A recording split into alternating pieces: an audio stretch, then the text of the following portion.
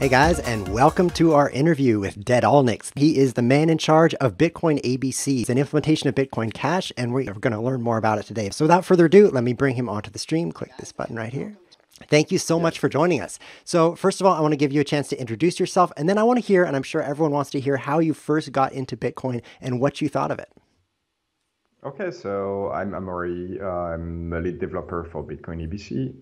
I heard about Bitcoin first in late 2010 from some article from a Belgian blogger, and I find it quite interesting right away. At the beginning, I had some doubt that it would catch on, though. Like I thought I was very fringe getting interested by this kind of stuff, and most people would not be interested, which is kind of a problem for money, right? You want money to be used by a lot of people to be useful.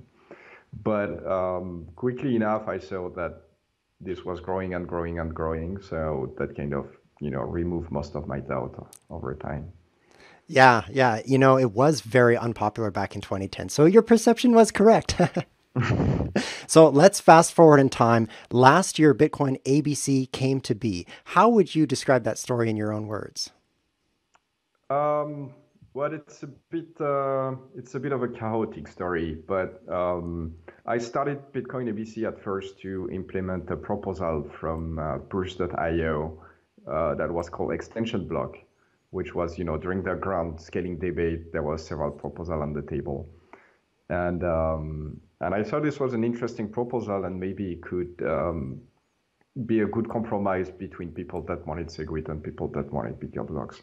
But it turns out that, for various reasons, it turns out that, it's not the solution that ended up happening. So at some point, I scrapped that from the client and started implementing what is now known as Bitcoin Cash on top of it.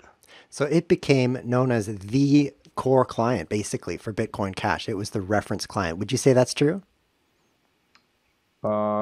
Yes, at the beginning, but now we have other clients that also have a large market share. I think like Bitcoin Unlimited mostly as a fairly big market share. Yes, they do. So I've seen some rumors flying around, and I'd like to ask you specifically, what is the relationship, if any, between Bitcoin ABC and Bitmain, the large mining conglomerate? So we have good relation with Bitmain.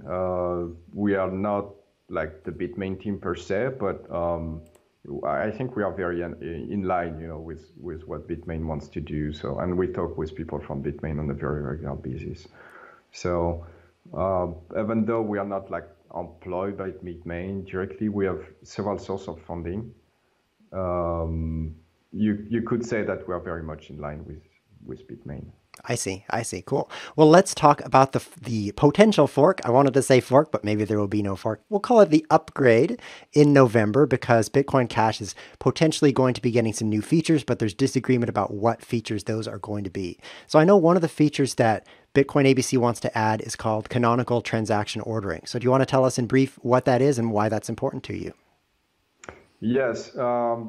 So that's always a bit difficult to explain in a few words because it's very, the reason we want to do that are very rooted in information theory, which is not always easy to put forward. But essentially, right now, in the block, transaction can be in many different orders.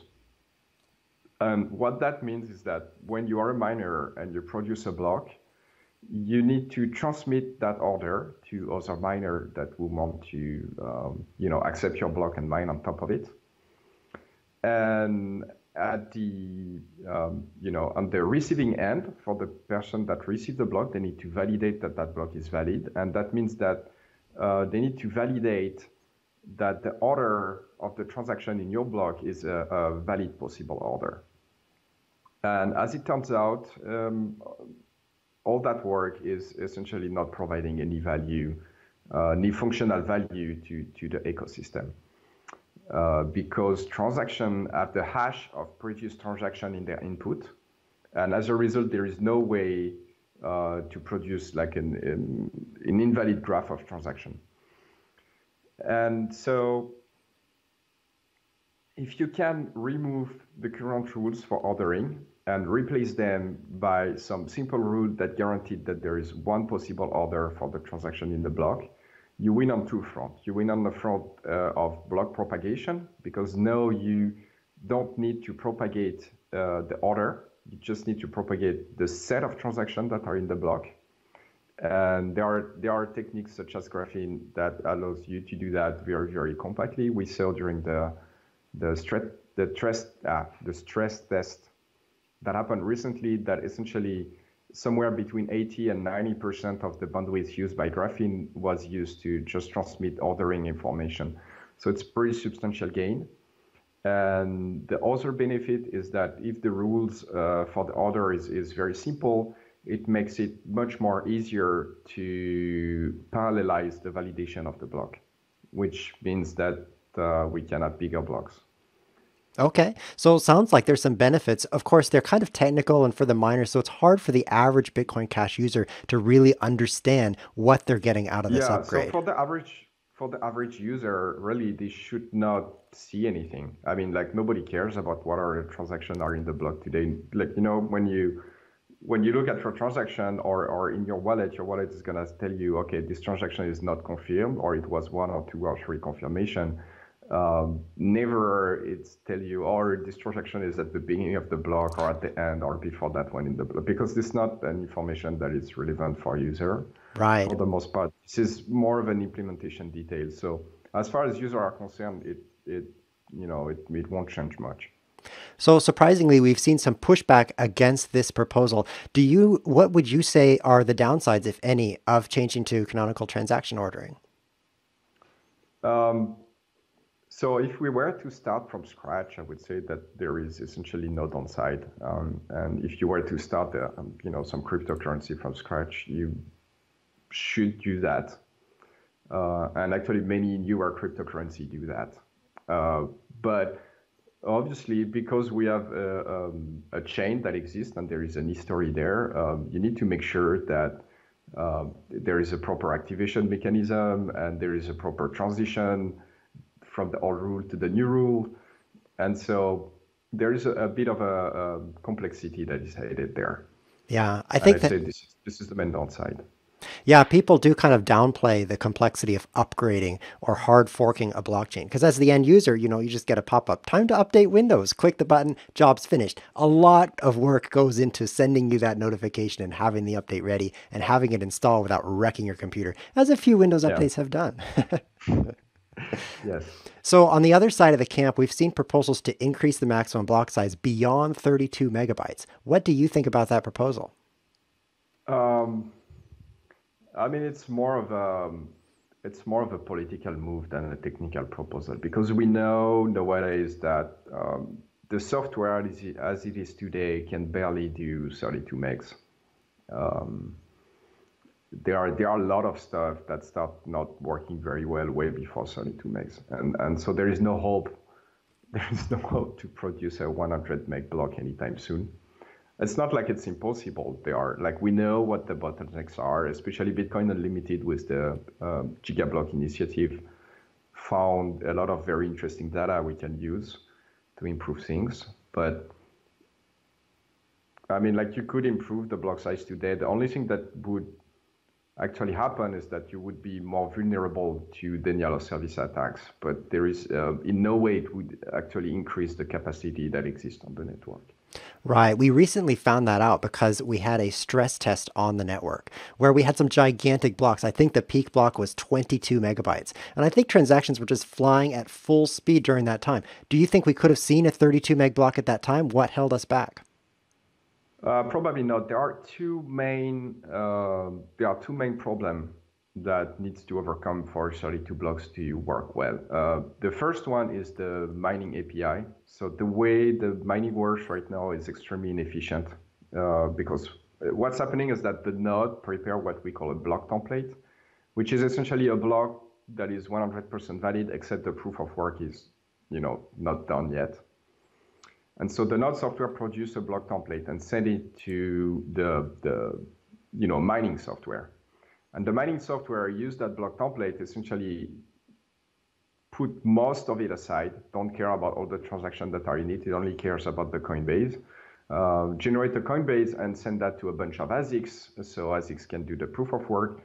And one of the ASICs find a valid proof of work, send it back. Then the mining software reconstitute the block with the proof of work that the ASICs found, and resend the block entirely with all the transactions in it to the node software.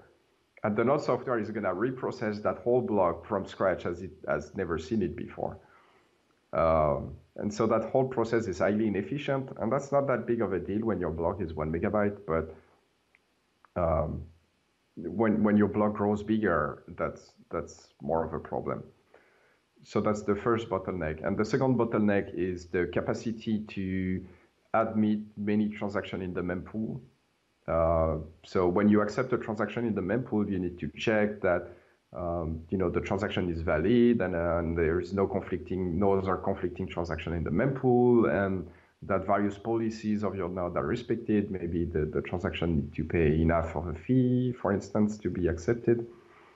And this code right now doesn't parallelize very well. And as a result, you mostly accept transaction in the mempool one by one. And so as a result, it ends up being a bottleneck as well. Okay. So what we saw is like the very big blocks that have been produced. If you look at variance, they have been produced when the variance was pretty high and there was a big gap between two blocks. And the reason is you need enough time to accept enough transaction in your mempool. So it could be that the mempool is the limiting factor here. Yeah, the mempool and the mining API are the two most important limiting factor at the moment. So talking about that mempool, it sounds like you need to receive the transaction and then you also need to validate it. Which of those two bottlenecks is a bigger deal to you? Would you say that we need better validation techniques or faster CPUs or maybe GPU validation, or do we just need better bandwidth? No, the problem is that none of the above. The problem is that we need to be able to parallelize that. So right now, machines have, if you buy a server, you can buy a server with 32 cores or maybe 48 cores even in like one machine. But right now, this part of the code is not able to make a very efficient use of many cores. And so as a result, you cannot buy like a bigger machine to make that code faster, or you could not buy like a higher bandwidth internet connection and make that code go faster. Like it's really a software limitation. And the difficulty in parallelizing that part of the code is that you don't want to accept two transactions in the mempool that conflict with each other. And so this is a problem if you are processing two transactions, in parallel, having the two pieces of code not talk to each other much. You may end up accepting two transactions that conflict with each other in the mempool. So it's not unsolvable, but it's a bit of a tricky problem to solve. Bitcoin Unlimited has a prototype that does it, but it's not considered production ready yet. And ABC doesn't have much on that front, so we need to work on it. I see. Cool.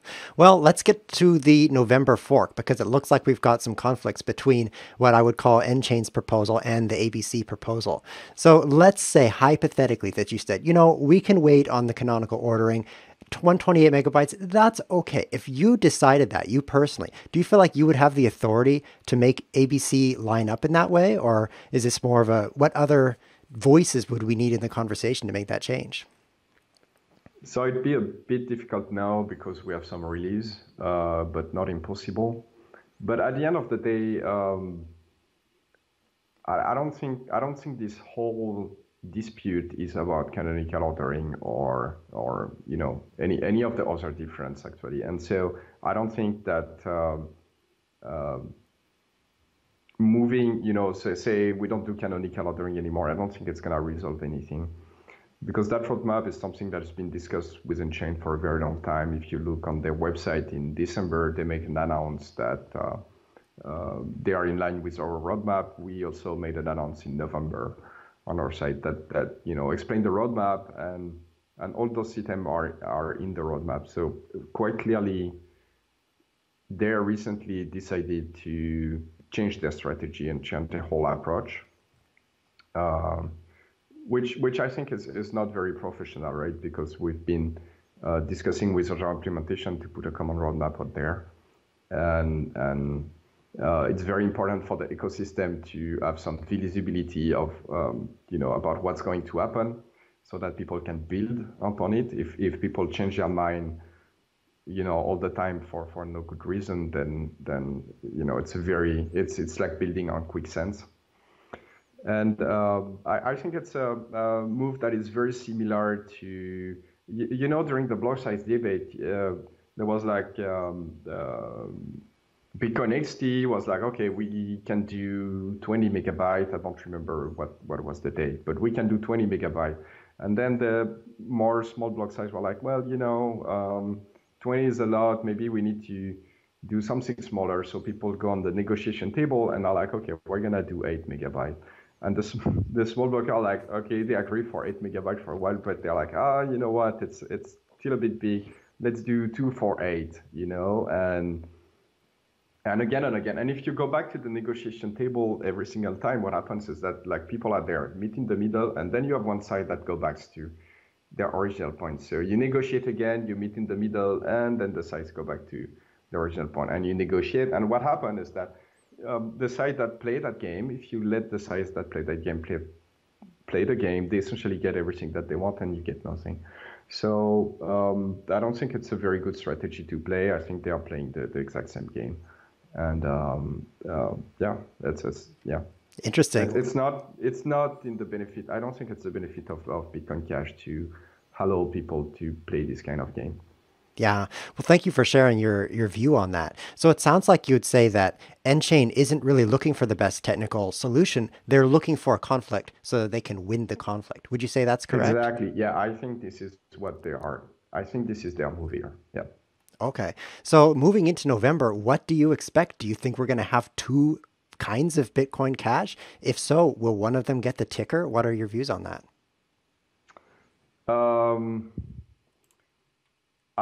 So, well, it's difficult to predict, but I would predict that probably there won't be any fork. And the main reason is because nChain has a history of making big promise but not deliver after. I don't know if you remember, but in May we were supposed to have confidential transaction, and there was also something big coming in January, and so on and so forth. Like this happened so many times that you'd have a hard time to list them all.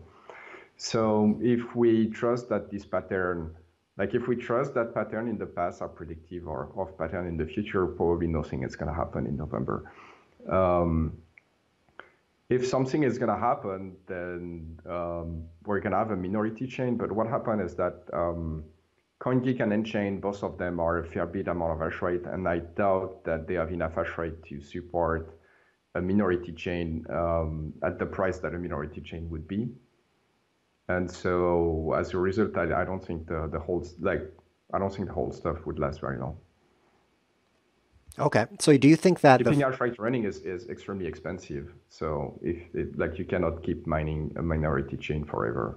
Certainly. So you think that if two chains emerged very quickly, only one would overcome? Because I've seen some discussion that because the rule sets are different, both chains could survive even if one has a lot left proof of work.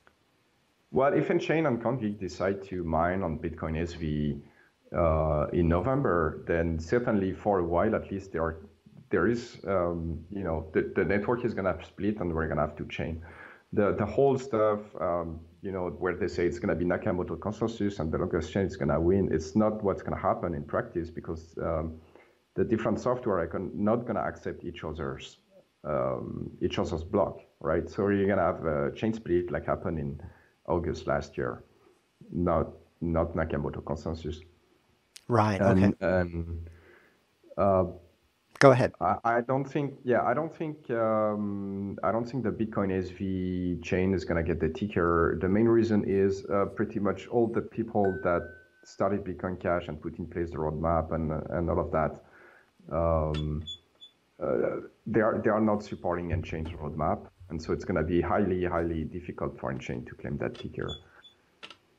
Okay, thank you. That does shed some light on that. So let's talk about the future of Bitcoin Cash. I heard you say confidential transactions. Of course, that didn't happen back in May. What do you think? Can Bitcoin Cash get confidential transactions? And another topic is faster block frequency, going to 1 minute or something faster than 10 minutes. I know that's two questions at once, but what do you think about that? Yeah, so confidential transaction per se, no, as explained in the confidential transaction paper. Improving confidentiality, there are various efforts that are already underway. I think one of the most famous one is cash shuffle. And I think this is very, very interesting. So obviously you don't get like Monero grade privacy with that, but you get a fairly decent level of privacy. And at the same time, like the coin that have much higher level of privacy, usually they make a trade-off, right? And the trade-off that Monero makes, for instance, is that it's much more difficult to scale. The problem, the trade-off that other crypto are making is that maybe you cannot audit the chain as much, right? Right now, you can take the UTXO set and verify that there is no more than 21 million Bitcoin. This is not possible in many of those more private coins. So there is definitively a trade-off there, but improving the privacy with various tools is definitively something good, in my opinion. On the block time, I'd say it's probably not going to happen. And the reason is, first, it's a very disruptive change, right? So depending on what you change in the system, there is more or less software that need to be updated. So if we take something like canonical ordering, you need to update the node software. You need to update maybe the wallet backend to take advantage of this.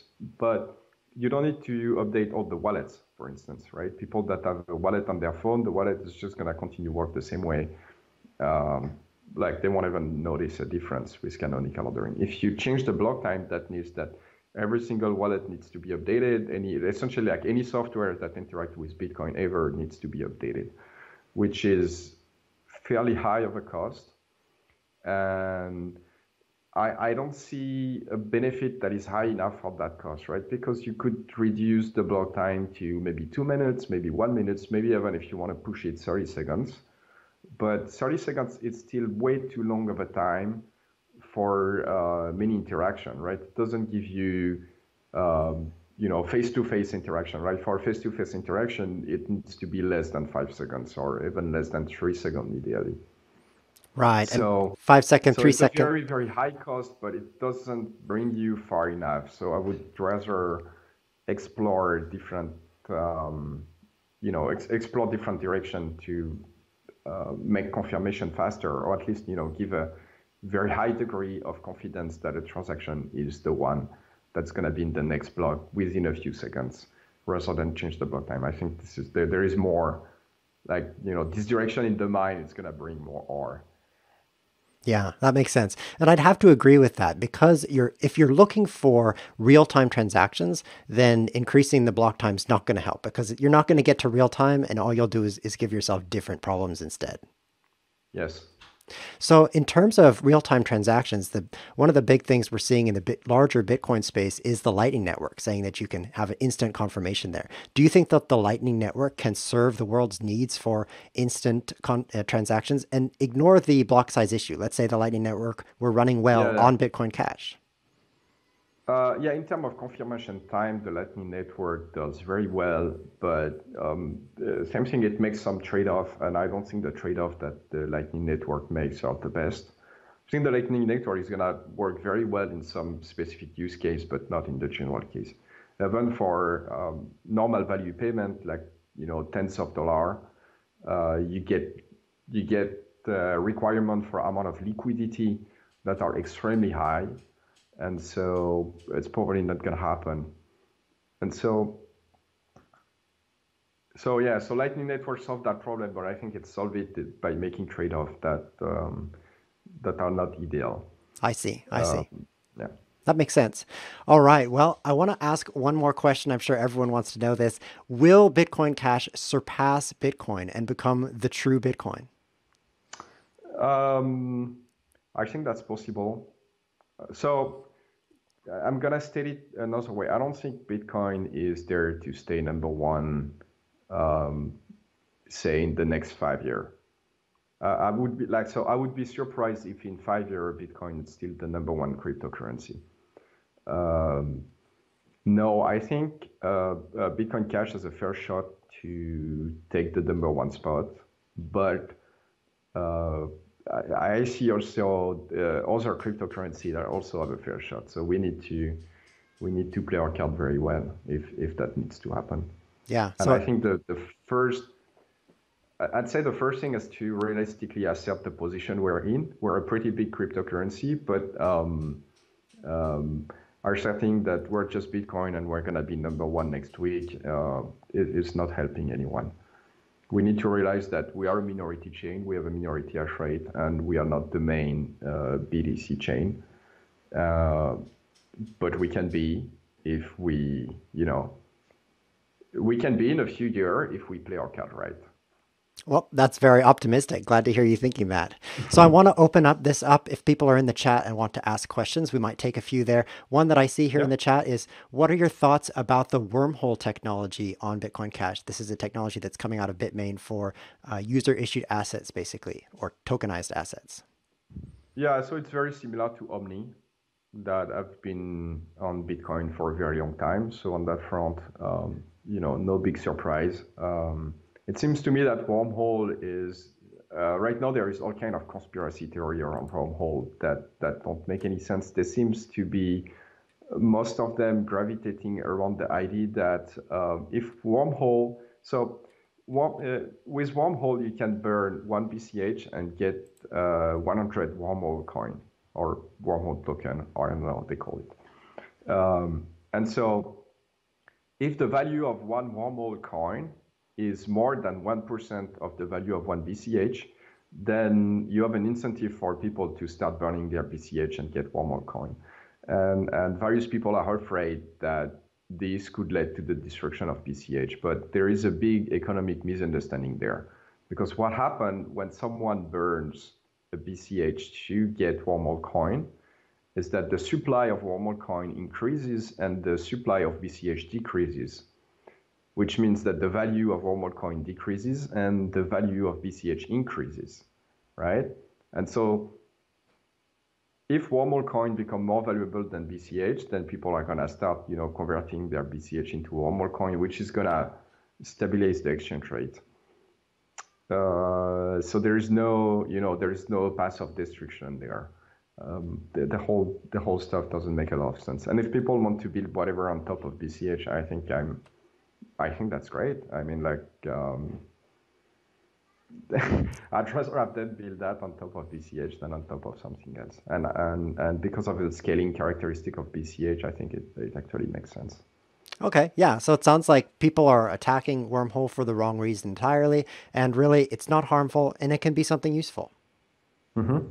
Sounds good. So another question we see in the chat is about massive scaling with gigabyte and even terabyte blocks. You talked about the difficulty with parallel validation and the validation of transactions as they come in. Do you think it's possible in the future, let's say 20 years from now, to have that size of block? Can we solve these problems? Yeah, I think it's definitively possible to have gigabyte blocks, but not with the software that we have right now. There is a lot of work that needs to happen on the software to make that a realistic option. Okay. And we're probably going to have to change a few stuff in the way the protocol works to make sure that everything parallelizes very, very well, right? The secret to get to very large scale is to parallelize everything, right? And so you need to make sure that everything is parallelizable. Okay, very good. So I want to give you a platform here. Is there any message you want to share with the community? I don't know.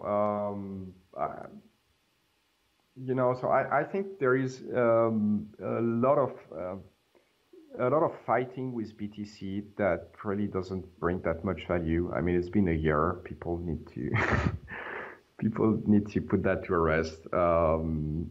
Stop fighting with BTC. There is more useful stuff that you can do with your energy, and I would encourage the community to watch the video by Rick Falvingay about toxic people. And just like Rick Falvingay, I'm not going to give any name or whatever, because what I want is the community to become better at detecting those kind of people. And that's not going to happen if you give name directly. But there are a few people, and obviously everybody is going to think of one, but there are actually more than one. There are a few people that we have in our rank that are going to be nothing but trouble.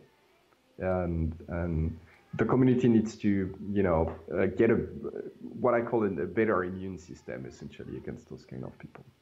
Because if that doesn't happen, then the whole story that happened with Core and the whole mess we're in right now, it's going to happen again and again and again and again. And if that happens again and again and again and again, we're not going to be number one ever, like as discussed at a previous question. So we need to get better at detecting those kind of individuals. Yeah, I agree with that. It seems very natural for a group to split into two portions over any issue and any kind of group, not just about cryptocurrency.